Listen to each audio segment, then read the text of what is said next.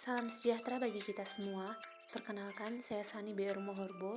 Saya peserta latihan dasar CPNS tahun 2021, golongan 2 angkatan 24 kelompok 3. Kali ini saya akan menjelaskan tentang nilai-nilai akuntabilitas dan nasionalisme. Yang pertama, saya akan membahas tentang akuntabilitas.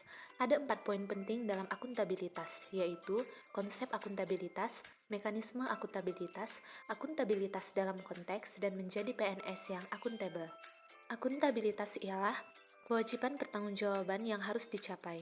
Contohnya, seorang PNS sudah memiliki tugas dan tanggung jawab sesuai dengan bidangnya. Akuntabilitas berarti ia wajib menyelesaikan tanggung jawab tersebut sesuai waktu yang telah ditetapkan. Sementara ada 5 aspek dalam akuntabilitas. Pertama, akuntabilitas adalah sebuah hubungan. Kedua, akuntabilitas berorientasi pada hasil. Ketiga, akuntabilitas membutuhkan adanya laporan-laporan kinerja. Keempat, akuntabilitas memerlukan konsekuensi. Dan kelima, akuntabilitas memperbaiki kinerja PNS. Akuntabilitas publik terbagi atas dua bagian.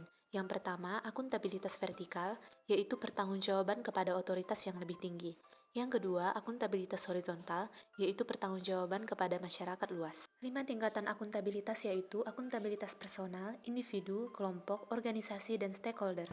Berikutnya adalah mekanisme akuntabilitas. Terdapat 4 dimensi akuntabilitas yaitu akuntabilitas kejujuran dan hukum, proses, program, dan akuntabilitas kebijakan.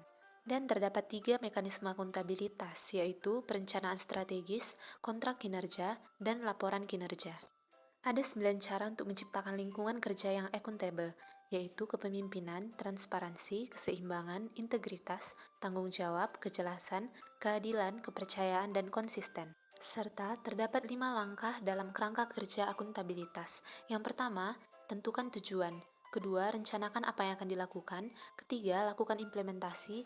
Keempat, berikan laporan lengkap. Dan kelima, berikan evaluasi. Akuntabilitas dalam konteks informasi publik terbagi dalam 2 kategori, yaitu informasi yang wajib disediakan dan informasi yang dikecualikan.